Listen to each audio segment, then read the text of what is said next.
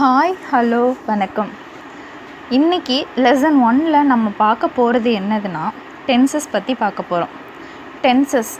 Tenses 3 இருக்குது. அதை எப்படி பிரிக்கலான்னா present tense, past tense, future டென்ஸ்ன்னு 3ஆக பிரிக்கலாம். ப்ரெசன்ட் டென்ஸில் simple present, present continuous, present perfect tense, present continuous perfect tense அப்படின்னு 4 வகையாக இருக்குது. பாஸ்ட் டென்ஸில் அதே மாதிரி சேம் டிட்டோ அதே 4 வகை. என்னென்னா simple past tense, past continuous, past perfect, perfect continuous. Future டென்ஸில் அதே மாதிரி தான் 4 வகை. Simple future, future continuous, future perfect, perfect continuous அப்படின்னு 4ஆக பிரிக்கலாம். இன்றைக்கி நம்ம பார்க்க போகிறது சிம்பிள் ப்ரெசன்ட் டென்ஸ் பற்றி பார்க்க போகிறோம். சிம்பிள் ப்ரெசன்ட் டென்ஸ் அப்படின்னால என்ன அர்த்தம் அப்படின்னா நிகழ்காலம், இப்போ நடந்துக்கிட்டு இருக்கிறத பற்றி பேசுகிறதுக்கு பேர் தான் ப்ரெசன்ட் டென்ஸ். டென்ஸ்னால் காலம், ப்ரெசன்ட் டென்ஸ்னால் நிகழ்காலம், பாஸ்ட் டென்ஸ்னால் இறந்த காலம், ஃப்யூச்சர் டென்ஸ்னால் எதிர்காலம் பற்றி பார்க்குறது. இன்றைக்கி லெசன் 1ல் நம்ம பார்க்க போகிறது present tense, simple present tense பற்றி பார்க்க போகிறோம். சிம்பிள் ப்ரெசன்ட் டென்ஸில் எப்படி சொல்லலாம்னா daily activities, habits, general truth, universal truth, இந்த மாதிரி விஷயங்கள் எல்லாமே ப்ரெசன்ட் டென்ஸில் தாங்க சொல்லணும்.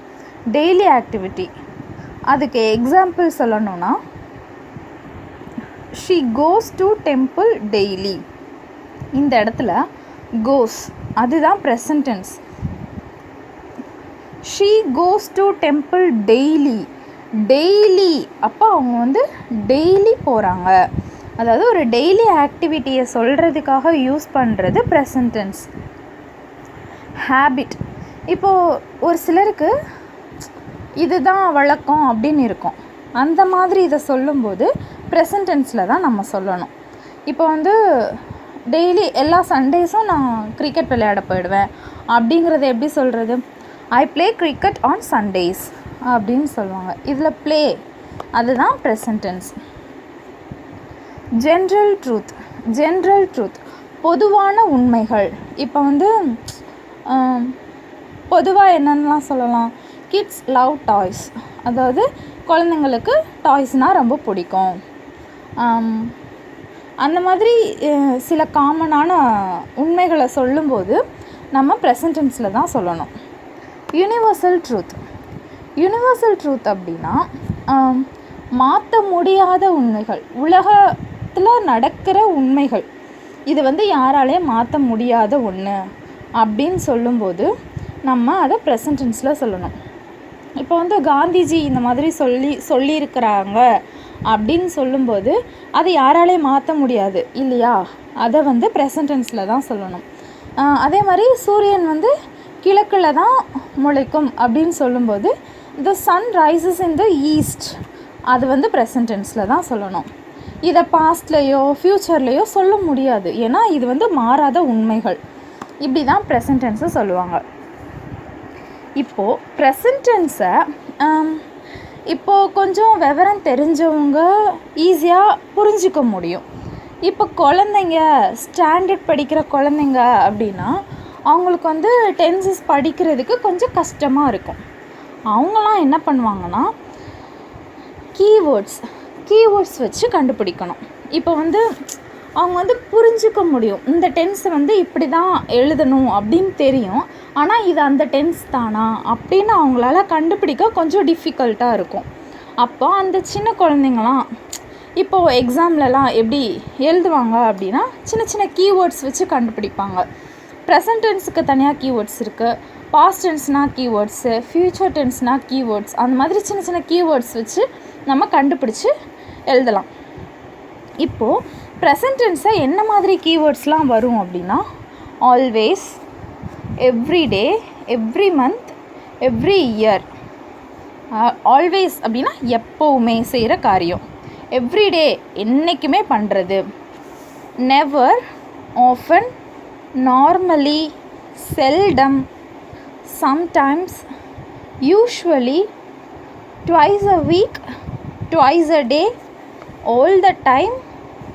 அப்புறம் இந்த டு திங்க், டு ஹேட் அந்த மாதிரி டூ வச்சு வர அந்த சென்டென்சஸ்க்கு பக்கத்தில் எல்லாமே நம்ம ப்ரெசன்ட் டென்ஸ் தான் யூஸ் பண்ணுவோம். இப்படி தாங்க ப்ரெசன்ட் டென்ஸை கீவேர்ட்ஸ் வச்சு கண்டுபிடிக்கலாம். இப்போது ப்ரெசன்ட் டென்ஸ் அப்படின்னா அதோட ஃபார்ம்ஸ் பற்றி பார்க்க போகிறோம்.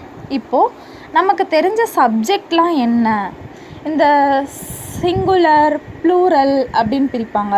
அதிலேயே first person singular, second person singular, third person அந்த மாதிரி நிறைய பிரிப்பாங்க. இப்போ நான் உங்களுக்கு சிம்பிளாக சொல்கிறேன். சப்ஜெக்ட் மொத்தத்தில் எல்லாத்துக்கு பேரும் சப்ஜெக்ட்டுன்னு தாங்க சொல்லுவாங்க. உயிருள்ள பேருக்கு பேராமே சப்ஜெக்ட் தான். I, we, you, they, he, she, it இது எல்லாமே சப்ஜெக்டில் தான் சேரும். அதாவது சப்ஜெக்ட்னால் எப்படி சொல்லுவாங்கன்னா காரண பெயர். அதாவது இப்போ ஒரு நிகழ்வு நடக்குது அப்படின்னா அதுக்கு காரணமானவங்க, அதாவது டூயர் அப்படின்னு சொல்லுவாங்க. அந்த ஒரு செயலை செய்யக்கூடியவங்களை தான் நம்ம டூயர்னு சொல்லுவோம். அந்த டூயருக்கு பேர் தாங்க சப்ஜெக்ட். சப்ஜெக்டை தொடர்ந்து எப்பயுமே வெர்பு வரும். இப்போது ப்ரெசன்ட் டென்ஸில் எப்படி வருதுன்னு நம்ம பார்க்குறோம். இப்போது ஐ, வி, யூ, தே இந்த மாதிரி சப்ஜெக்ட்லாம் வந்துச்சுன்னா எப்படி எழுதணும் அப்படின்னா வெர்பை மட்டும்தான் எழுதணும். சப்ஜெக்டோட கண்டினியூஷனாக வெர்பு மட்டும்தான் இருக்கணும். ஒன்லி வெர்பு மட்டும்தான் இருக்கணும். இதே ஹீ, ஷீ, இட் இந்த 3 சப்ஜெக்ட் வந்ததுன்னா அந்த வெர்போட எஸ் சேர்த்து எழுதணும். அதாவது ஒர்க்குன்னு வந்ததுன்னா ஒர்க்ஸ். இப்போது எஸ் சேர்க்குற மாதிரியும் சில ப்ரெசன்ட் டென்ஸ் வரலாம், இஎஸ் சேர்க்குற மாதிரியும் சில ப்ரெசன்ட் டென்ஸ் வரலாம். இப்போ ஒர்க்குனா அதை எப்படி எழுத முடியும்? எஸ் சேர்த்து தான் எழுத முடியும். இஎஸ் சேர்த்தா அது தப்புன்னு ஆகிடும். வேறு என்ன சொல்லலாம்? ஸ்டடின்னு எடுத்துக்கிட்டோன்னா ஒயில் எண்டாகுதா? ஒயில் எண்டாச்சுன்னா நம்ம அதை எப்படி, இது நம்ம முன்னாடியே பார்த்துருப்போம். இதெல்லாம் நம்ம சின்ன வயசுலேயே கற்றுக்கிட்டது தான். ஒய்யை எப்படி பிரித்து எழுத முடியும்? ஐஇஎஸ்ன்னு எழுதுவாங்க. சேம் அதே தாங்க இங்கேயும். ஸ்டடியை ஸ்டடீஸ் அப்படின்னு எழுதணும். அப்போது ஸ்பெல்லிங் எப்படி மாறும் ஸ்டடின்றது அப்படின்னா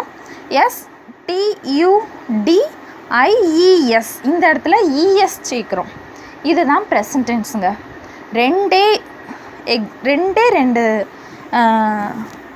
விஷயந்தாங்க. ஐவியூ தே வந்ததுன்னா என்ன வெர்பு இருக்குதோ அந்த வெர்பை அப்படியே யூஸ் பண்ணணும். I work, we work, you work, they work அப்படின்னு அந்த வெர்ப் மட்டும்தான் யூஸ் பண்ணணும். இதே ஹீ, ஷீ, இட் அந்த மாதிரி வந்ததுன்னா he works, she works, it works அப்படின்னு எஸ் சேர்த்து எழுதணும். இப்போது ப்ரெசன்ட் டென்ஸில் நெகட்டிவ்லேயும் வரலாம். நெகட்டிவ் ஃபார்மேட்டில் எப்படி வரும் அப்படின்னா சேம் ப்ரெசன்ட் டென்ஸில் நம்ம 2ஆக தான் பிரிக்க போகிறோம். அதாவது சப்ஜெக்டையே மொத்தத்தில் 2 வகையாக பிரிச்சுக்கிறோம். ஐவியூதே 1, ஹீ, ஷீ, இட்டு 1. ஓகேவா? இப்போ ஐவியூதே வந்துச்சுன்னா நம்ம இங்கே என்ன பார்த்தோம்? ஒன்லி வெர்பு மட்டும்தான் யூஸ் பண்ணணும் அப்படின்னு சொல்லி பார்த்தோம். இதே நெகட்டிவ் சென்டென்சஸாக இருந்துச்சுன்னா எப்படி எழுதணும்னா ஐவியூதே இந்த 4 சப்ஜெக்ட்டுக்கும் எப்படி எழுதணும்னா டு நாட் ஒர்க், சேம் தான். டு நாட் சேர்த்துட்டு ஒர்க்குன்ற வெர்பு, இப்போ என்ன வெர்பு இருக்குதோ அந்த வெர்பை நம்ம சேர்த்துக்க போகிறோம். அதாவது do not work. He, she, இட்டுனா டஸ் நாட் ஒர்க். சேம் அதே தான்.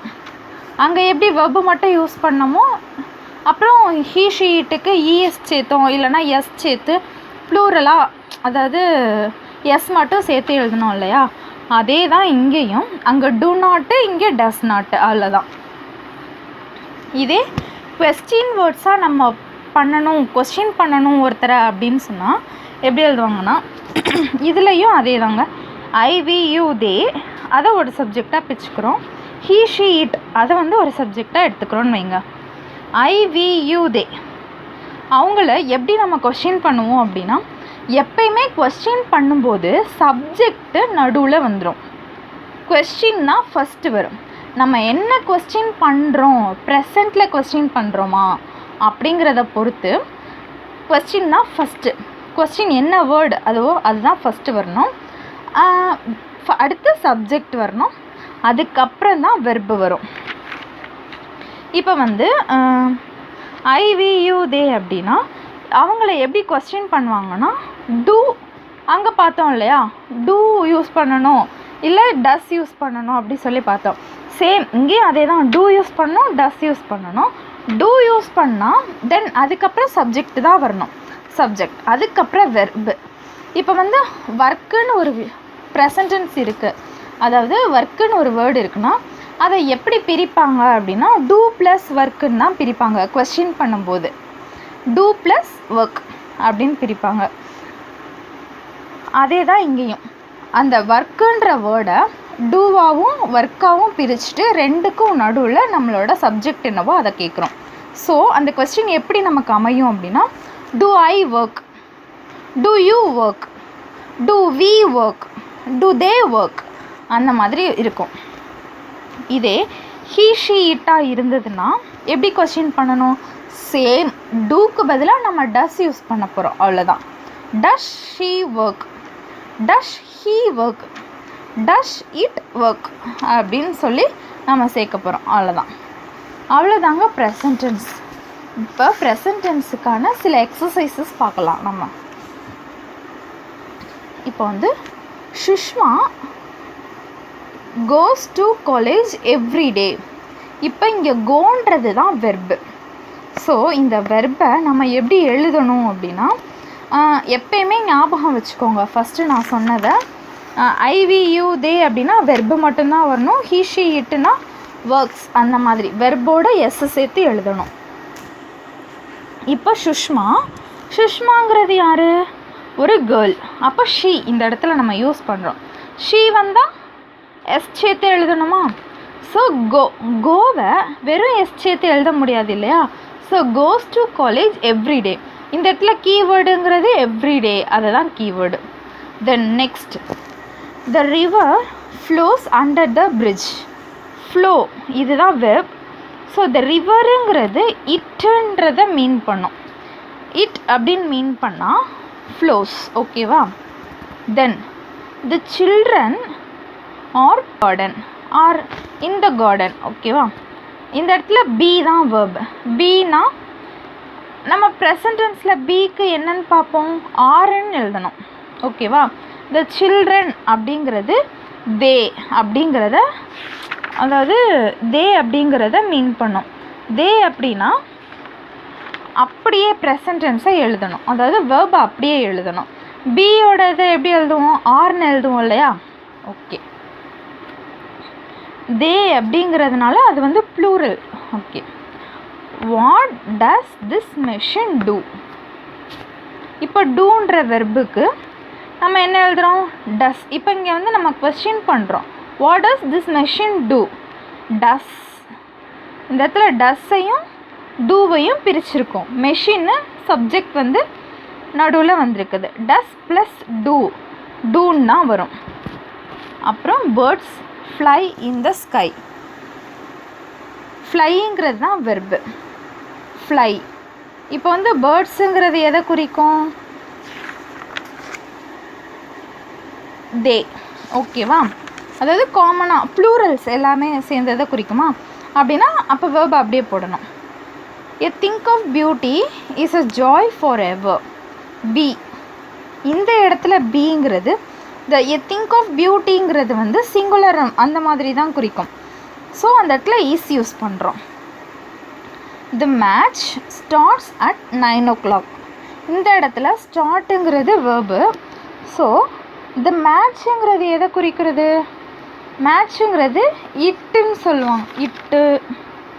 இட்டுனா ஸோ நம்ம வேர்போட எஸ் சேர்த்து எழுதணும், ஸ்டார்ட்ஸ். தென் அடுத்து நீங்களே சொல்லலாம், he drinks green tea every morning. The earth revolves around the world. We like watching movies.